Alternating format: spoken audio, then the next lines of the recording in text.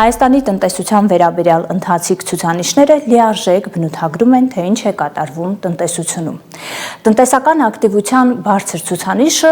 տրամաբանորեն ենթադրում է, որ դա ինքնին պատասխան է հենց այդ հարցադրման։ Եվ այո, եւ ոչ, եւ ինչով է պայմանավորված այս հանգամանքը։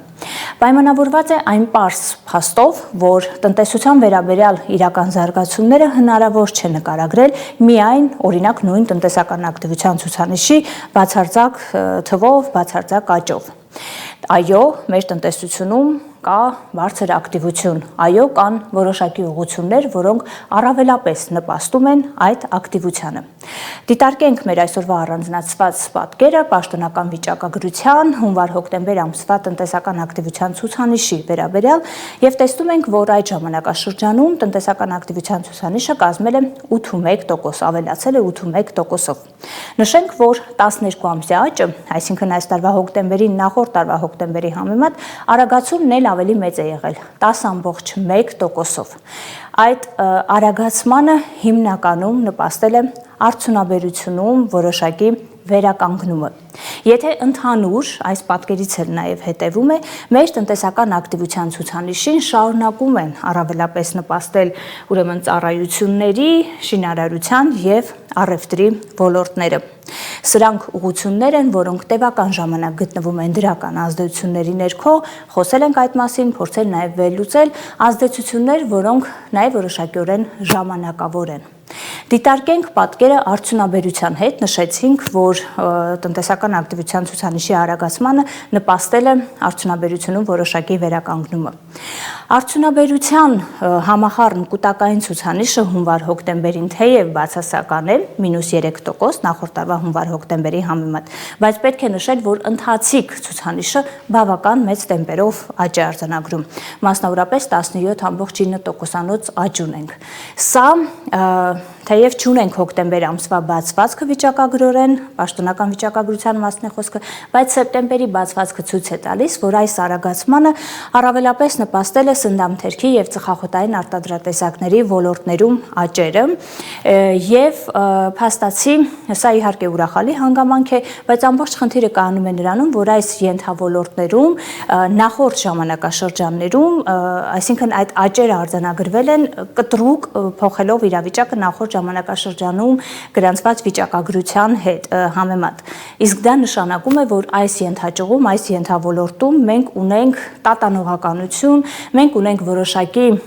հստակ ազդեցություններ, որով պայմանավորված են այդ արագացումները, ազդեցություններ, որոնք կարող են լինել հերթական ժամանակավոր ազդեցությունները եւ հետեւաբար նաեւ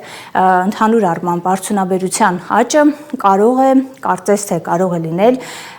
որոշակիորեն անկայուն։ Արտաքին առևտրաշրջանառության հետ կապված պատկերը շարունակում է մնալ մտահոգիչ, մենք դեռևս գտնվում ենք բացասական միտումների ներքո եւ թեև այդ հանգամանքին պետք է նշել, որ անկման տեմպերը որոշակիորեն դանդաղում են շարունակաբար, բայց նույն արտահանման վերականգնումը շատ ավելի դանդաղ է տեղի ունենում, շատ ավելի դանդաղ է ընթանում, ինչը խոսում է արտահանման պոտենցիալի հետ կապված մեր լուրջ խնդիրների մասին։ Եվ տնտեսության մյուս ոլորտները, օրինակ նույն շինարարություն, ծառայություններ, ինչի մասին խոսեցինք, որոնք էապես նպաստում են տնտեսական ակտիվության ցուցանիշի ձևավորմանը, դրանք հստակ ազդեցությունների ներքո են եւ այդ թվում նաեւ ժամանակավոր ազդեցությունների։ Եթե փորձենք ամփոփ ներկայացնել, ապա մեր տնտեսական ակտիվության ցուցանիշը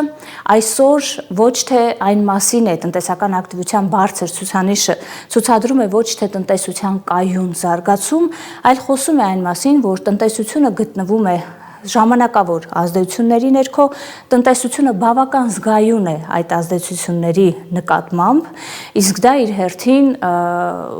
օրինակ դրսևորվում է որոշ ոլորտներում կան հստակ որոշակի ազդեցություններ, այդ ոլորտներում կտրուկ աճեր են արձանագրվում, չեղարկվում են այդ ազդեցությունները, հակառակն է տեղի ունենում կտրուկ անկումներ։ Սա որևէ կերպ չի խոսում կայուն տնտեսական աճի մասին։ Ահա թե ինչի մասին է այսօրվա տնտեսական ակտիվության ցուցանիշի բարձր վիճակագրությունը։